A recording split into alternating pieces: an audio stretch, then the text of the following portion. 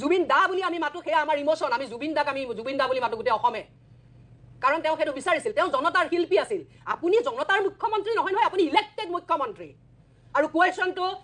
কোনো আংগু পাংগু সাংগু মানুহৰ বিষয়ে হৈ থকা নাই কোৱেশ্চন হৈছে জুবিন গাৰ্গৰ বিষয়ে জুবিন গাৰ্গ কোন আছিল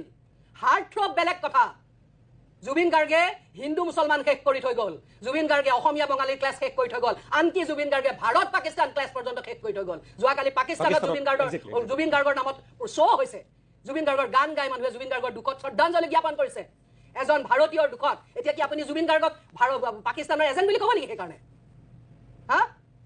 সমগ্ৰ বিশ্বত আজি জুবিন গাৰ্গ সম্পৰ্কে চৰ্চা হৈছে আজি ৰবিশ কুমাৰৰ দৰে ধ্ৰুৱ ৰাঠিৰ দৰে ডাঙৰ ডাঙৰ নেশ্যনেল ফিগাৰে জুবিন গাৰ্গৰ ওপৰত নিউজ কৰিছে আৰু কৰিব ইণ্টাৰনেশ্যনেল হ'ব নিউজ BBC আৰু CNN বাজিব আমি সেইটো প্ৰক্ৰিয়াৰ চেষ্টা কৰি আছো হ'ব সেইবিলাক তো এই এজন ইণ্টাৰনেশ্যনেল ফিগাৰ হয় জুবিন গাৰ্গ জুবিন দা বুলি আমি মাতো সেয়া আমাৰ ইমোশন আমি জুবিন দা বুলি মাতো গোটেই অসমে কাৰণ তেওঁ সেইটো বিচাৰিছিল তেওঁ জনতাৰ শিল্পী আছিল আপুনি জনতাৰ মুখ্যমন্ত্ৰী নহয় নহয় আপুনি ইলেক্টেড মুখ্যমন্ত্ৰী তেখেত মুমাই নহয় আমাৰ তেখেত মাননীয় মুখ্যমন্ত্ৰী মহোদয় আৰ্টিকল 164 মতে এজন মুখ্যমন্ত্ৰীক গভৰ্ণৰে এপইণ্টমেণ্ট দিয়ে ৰাজ্যপালে এপইণ্টমেণ্ট দিয়ে এজন মুখ্যমন্ত্ৰীক গতিকে মুখ্যমন্ত্ৰী কোন